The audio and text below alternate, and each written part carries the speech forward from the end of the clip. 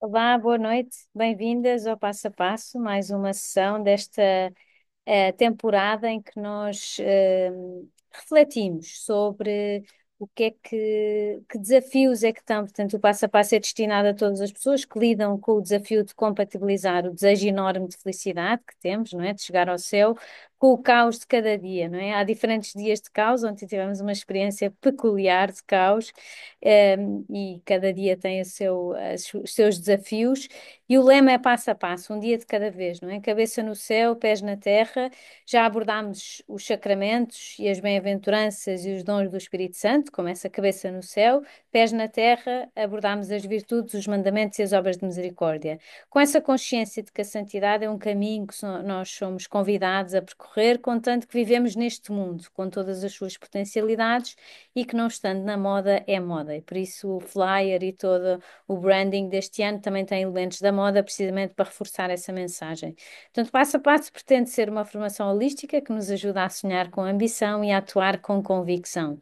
Este ano temos como mote os santos que intercedem por nós, cabeça no céu, e pessoas que nos inspiram, pés na terra.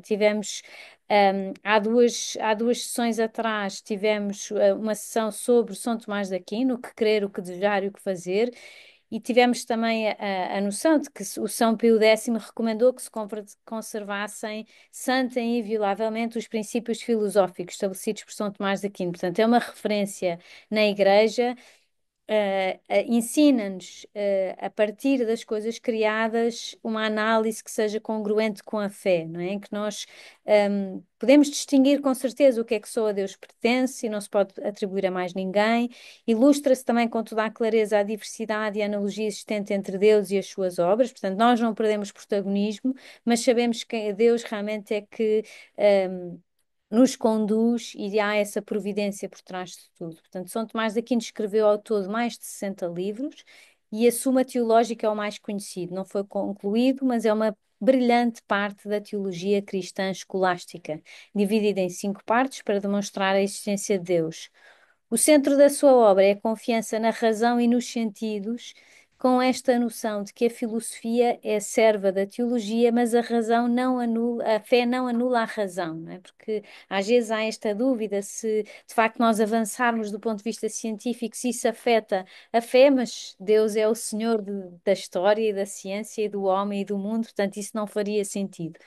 São Tomás de Aquino escreveu estas 5 vias e abordámos na sessão, não é? As 2 primeiras vias propõem a ideia de que as cadeias causais, não é? A passagem da potência ao ato e da causa eficiente ao efeito, nós observamos na natureza não podem prosseguir do passado até o infinito, mas devem antes apoiar-se num primeiro motor e numa causa primeira, que é o próprio Deus.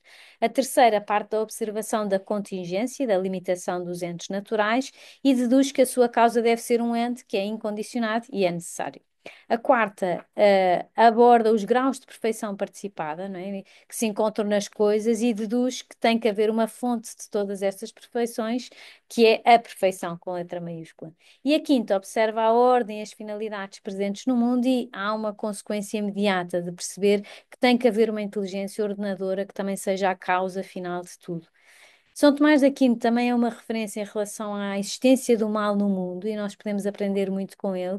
E o que nos diz é que Deus Omnipotente, sendo sumamente bom, não permitiria de modo nenhum que existisse algum mal nas suas criaturas, se não fosse de tal modo bom e poderoso que pudesse tirar um bem do próprio mal, não é? Esta questão do bem maior por trás do mal é um desafio que todos lidamos e que vale a pena também aprofundar a nossa relação com Deus. Também falei do Adoro-te Devota, que é um dos 5 hinos que São Tomás de Aquino compôs em honra de Jesus no Santíssimo Sacramento.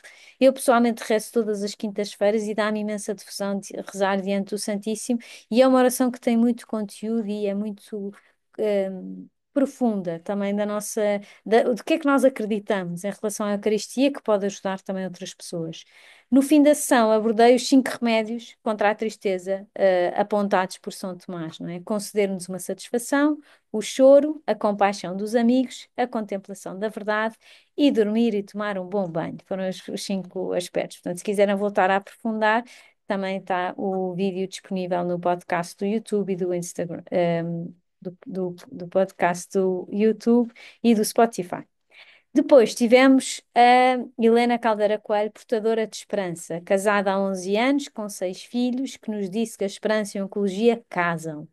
E foi muito bonita a forma como a Helena abordou e conduziu a sessão, não é? Nós podíamos pensar que seria uma sessão difícil de conduzir. Ela começou por dizer: Eu realmente sou portadora de esperança, com os meus 6 filhos, muitas vezes entrava no serviço de oncologia do Hospital Santa Maria à espera de bebê e as pessoas diziam que eu era portadora de esperança, não é? No sentido que trazia mais uma criança. Foi-nos recordar o que está no catecismo, né? Que a esperança é o desejo de felicidade que Deus colocou no coração de cada homem e que qual é a luz que ilumina o futuro, não é? Jesus Cristo morto e ressuscitado, que contemplámos recentemente com a festa da Páscoa, e a Helena tem muita consciência que só assim é que ela é veículo, não é? E que é possível rir num cenário de cancro.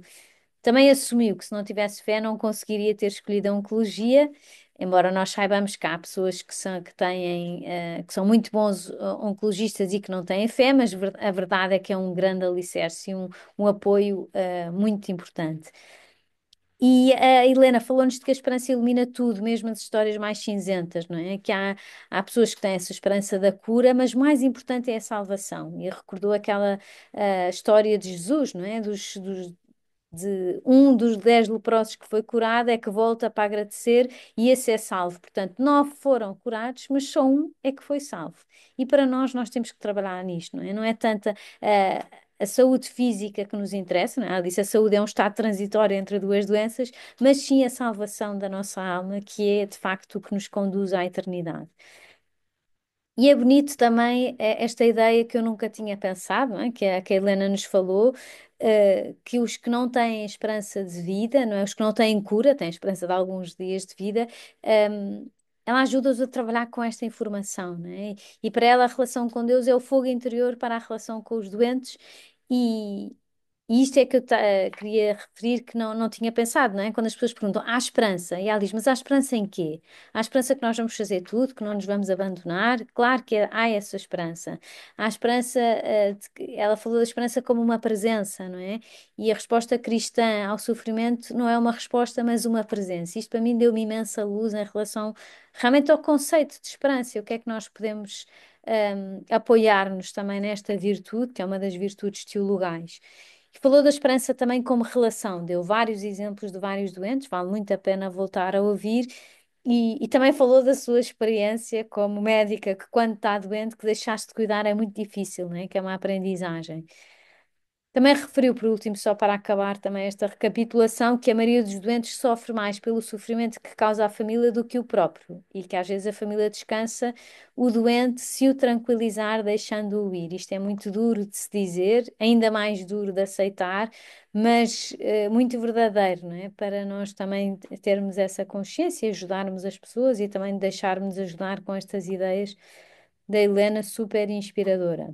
Hoje temos a cabeça no céu, não é? Santos que intercedem por nós. Eu fui buscar o exemplo do Luís Beltrame Quattrocchi e da Maria Corsini, não é? O primeiro casal a ser beatificado. Por isso é que eu pus como exemplo este caminho de santidade a dois, que depois também se espalha ao exemplo das famílias, não é? Portanto, também podíamos fazer aqui esta analogia. E foi bonito porque o Papa João Paulo II escolheu o 20º aniversário da exortação apostólica Familiaris Consórcio, uma exortação apostólica do Papa João Paulo II, para a data da beatificação deste casal.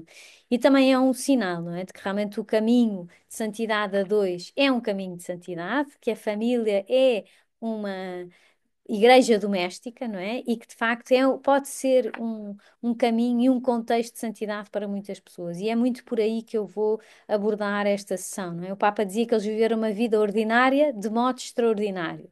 Tiveram um encontro, um noivado normal e Deus chamou-os a casar, não é? Ele era natural da Sicília, e ela de Florença. Reconheceram-se em Roma.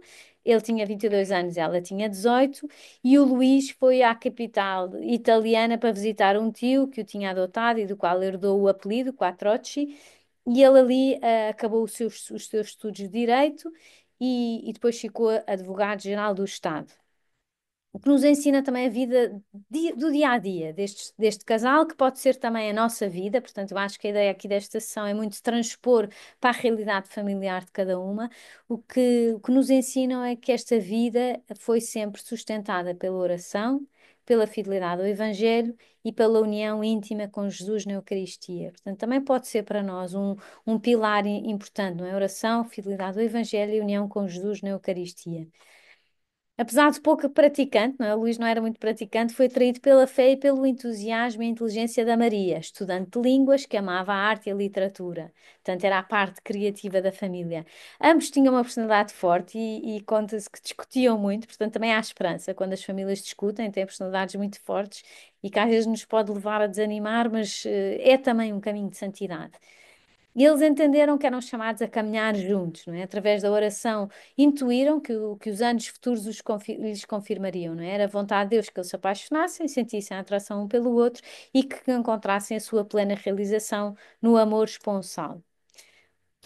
Trocaram muita correspondência epistolar, né? Hoje em dia podíamos dizer que eram WhatsApps, ou agora com o apagão de ontem já não sei, iam ter um com o outro, não é? Tiveram 7 meses de noivado e estas cartas e estes bilhetinhos refletiam a estima, o respeito e o pudor entre os dois, não é?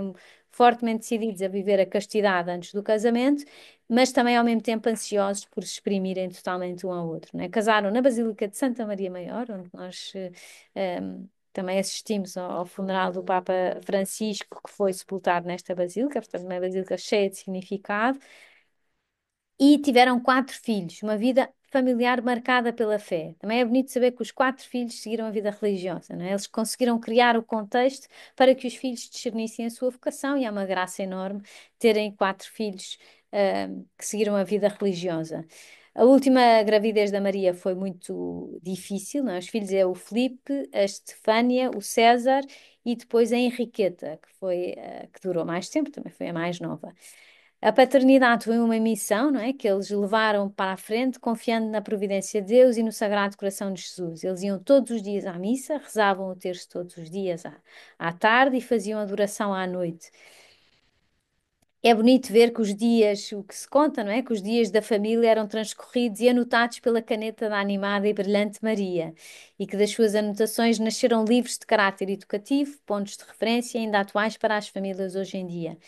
Ela dedicava-se totalmente aos filhos e fazia com que eles pudessem respirar realmente um clima de confiança e de serenidade. E também sabemos que os 4 decidiram abraçar a vida religiosa, e foram treinados pelos pais para avaliar tudo do telhado para cima. Portanto, também com essa perspectiva de eternidade e com essa noção também da presença de Deus, na vida da família e na vida de cada um. Eles assumiram um compromisso social muito forte, eram voluntários numa União Nacional Italiana para o transporte de doentes aos santuários nacionais e internacionais. Portanto, o Luís carregava as macas dos doentes e a Maria, como fazia de enfermeira, assistia e acompanhava os doentes aos santuários de Lourdes e de Loreto.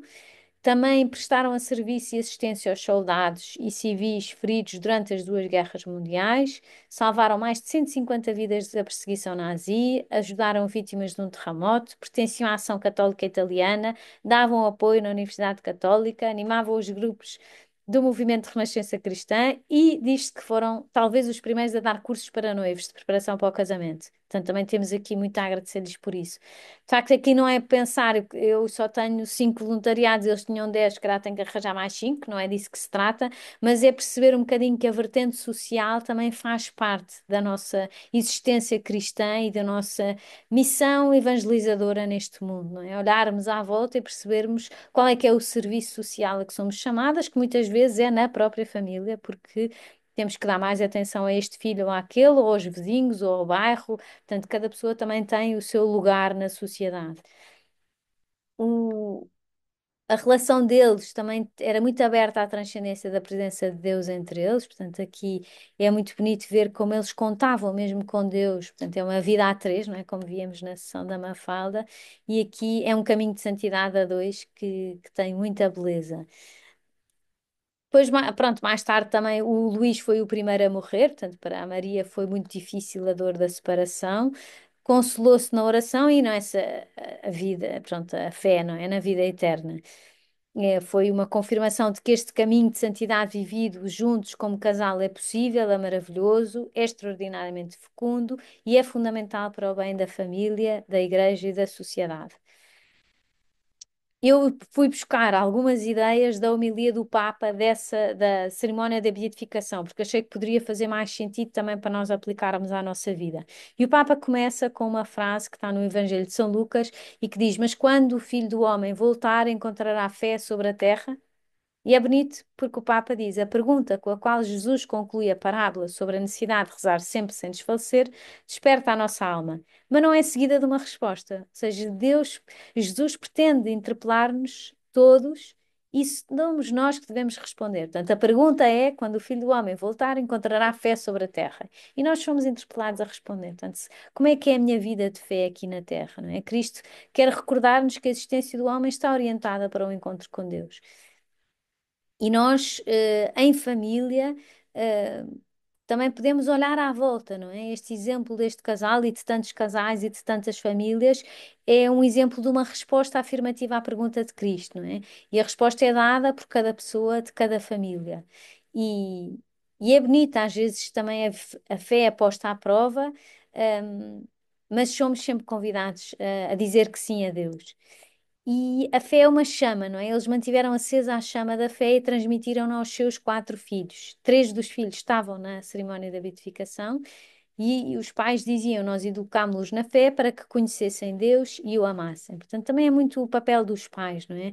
Dar este conhecimento de Deus, transmitir com o seu exemplo a sua vivência de fé e transmitir esta chama, não é? Como se para proteger a chama. Também tivemos a Páscoa com as velas da cerimónia da Vigília Pascal, e é tão impactante passar da escuridão para a luz naquela cerimónia, e é de facto conservar essa fé e transmitir essa fé. É muito do nosso papel, não só na família, mas aos amigos, aos conhecidos, aos colegas, com a prudência própria, do bom senso, não é? E do discernimento que Deus nos vai dando, porque há pessoas que mais vale nós não falarmos, mais vale atuarmos, porque se calhar as nossas palavras podem assustar, podem ofender, podem sensibilizar de uma forma negativa. Temos é que descobrir com Deus qual é que é o nosso papel no caminho de fé das pessoas que nos rodeiam. E o Papa disse que realmente não podia haver uma ocasião mais feliz e significativa do que esta celebração da beatificação deste casal para celebrar os 20 anos da exortação apostólica Familiares Consórcio, que é um documento que ainda mantém muita atualidade, não é? Além de ilustrar o valor do matrimónio e as tarefas da família, convida a um particular empenho no caminho de santidade ao qual os casais são chamados devido à graça do sacramento, que não se esgota na celebração do casamento, mas acompanha o casal ao longo de toda a sua existência. E este casal, que viveu à luz do Evangelho com grande intensidade humana o seu amor conjugal e o serviço à vida, assumiram também com muita responsabilidade a tarefa de colaborar com Deus na procriação, não é? Tendo quatro filhos, dedicaram-se generosamente aos filhos para os educar, guiar e orientar na sua descoberta, do seu desígnio de amor, não é? E, e é bonito ver que surgiram deste terreno fértil vocações para a vida consagrada. E também penso que há algum que é sacerdote, porque o Papa na homilia diz que surgiram vocações para o sacerdócio e para a vida consagrada. Portanto, aqui também é muito bonito ter dado este fruto, embora as famílias que não têm este tipo de vocações também são igualmente chamadas à santidade, porque somos todos, há uma chamada universal à santidade, de acordo com as circunstâncias de cada um. Eles foram inspirados na palavra de Deus e no testemunho dos santos, não é? Por isso também eu fiquei com muita esperança, porque este passo a passo deste ano alterna a vida dos santos com a vida de pessoas comuns e que poderia ser qualquer uma de nós, mas de facto vivem a vida ordinária de modo extraordinário, de acordo com a seleção que eu fiz das minhas amigas, e é bonito ver que entre alegrias e preocupações de uma família normal é possível realizar uma existência extraordinariamente rica de espiritualidade. Portanto, o centro é a Eucaristia. Acrescenta-se também a devoção à Nossa Senhora, porque eles rezavam o texto todos os dias. A referência também a sábios conselheiros espirituais, e aqui todas nós, se calhar, também temos a experiência de ter que pedir ajuda a pessoas que nos aconselham, veem-nos de fora, têm algum percurso que é inspirador e que nos ajuda e que representam para nós, de alguma forma, autoridade ou discernimento. E eles souberam acompanhar os filhos no seu discernimento vocacional, ajudando-nos também a avaliar tudo do teto para cima, como tínhamos dito no início. A riqueza da fé e deste amor é uma demonstração viva de quanto o Concílio Vaticano II afirmou sobre a vocação de todos os fiéis à santidade, não é? Nós vemos uma vida super corriqueira, ele advogado, ela de letras e artista, mãe, os dois super abertos à sociedade, a colaborar com o que fosse preciso, a educar bem os filhos, ou pelo menos criar contexto para que eles estivessem abertos às luzes de Deus. E para eles a fidelidade ao Evangelho e a heroicidade das virtudes foram reveladas a partir da sua existência como casal e como pais, não é? E na vida de tantas famílias em que os pais desempenham zelosamente as suas tarefas, podemos contemplar também esta revelação do amor, de Cristo pela Igreja, não é? E os casais cumprem a sua missão, com a força do sacramento e que emprega também toda a sua vida de fé, de esperança, de caridade, e vão também, além de chegarem à sua própria perfeição, não é? Trabalharem a sua perfeição, transborda para o contexto em que vivem, para os filhos, para a sociedade, para o seu bairro. Isto é uma particular confirmação de que o caminho de santidade percorrido em conjunto, como casal, como família, é possível, é belo e é extraordinariamente fecundo e fundamental para o bem da família, da igreja e da sociedade. Isto convida-nos a invocar Deus, não é? Para que sejam cada vez mais os casais, as famílias, a fazer transparecer esta santidade da sua vida no grande mistério do amor entre os dois, que tem origem na criação e que se realiza na união de Cristo com a Igreja. Mas como em qualquer caminho, também o das famílias não é fácil, não é? Há muitas dificuldades, há muitas provas para a pessoa ser fiel à sua vocação, para manter a harmonia conjugal e familiar, para cumprir a missão de pais, para participar na vida social. Há muitos desafios, muitas. ahm, in- Somos interpelados por muitas frentes e que saibamos nós também procurar na palavra de Deus a resposta às numerosas interrogações que nos são apresentadas no dia a dia. E é preciso pedir ajuda, contar com Deus, errar, começar, tentativa e erro, como dizia a Mafalda, erro, erro, erro, tentativa. E às vezes a vida, pode conhecer também momentos de muita desorientação, que tantas famílias são tentadas, nestes casos, pelo desencorajamento, não é? Porque há muitas dificuldades, muitos dramas de separação, muitas confusões nas famílias, e isso não nos deve deixar vacilar, não é? Podemos dar um grande testemunho de fidelidade no amor, tornando ainda mais significativo pela purificação através desta passagem pelo sofrimento, não é? Vimos que o grande sofrimento de Jesus na cruz teve a grande alegria da ressurreição.